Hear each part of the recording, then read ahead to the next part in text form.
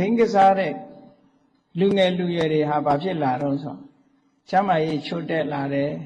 နော်မျက်စိတွေမှုံးလာတယ်အချိန်တွေဖြုံးလာတယ်နောက်ဆုံးမှာမအိတ်ချင်အောင်မူရစ်ဆေးတွေတုံးလာတယ်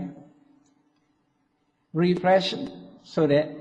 ဒီပြန်လီလန်းဆန်းလာတဲ့ဟာတွေတုံးလာတဲ့အခါကျတော့ပြဿနာတွေမျိုးစုံတက်လာ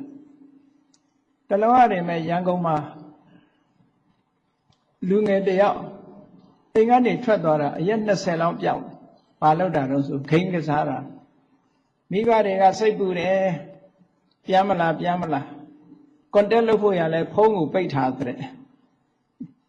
ဖုန်းကိုပိတ်ထားတော့ဘယ်နေရာရောက်နေမှမသိဘူးနောက်ကြတော့သူကခိန်းကစားနေတာအဲ့လိုတောင်ရှိလာတယ်အဲ့တော့မရှိဘူးလို့မထင်နဲ့ကိုမိသားစုထဲမှာလည်းဒါမျိုးတွေဖြစ်လာနိုင်တယ်ဟောဆွဲသွားလို့ရှိရင်ဒါလည်းဘိန်းတစ်မျိုးပဲခိန်းကလည်းဘိန်းတစ်မျိုးလို့သာမှတ်ထားပြီတော့လူတွေဟာတခုစိတ်ဝင်စားလို့ဆွဲလန်းသွားလို့ရှိရင်မလို့ရမနေနိုင်တဲ့အတိုင်းအတာတစ်ခုဖြစ်သွားနိုင်တယ်ပေါ့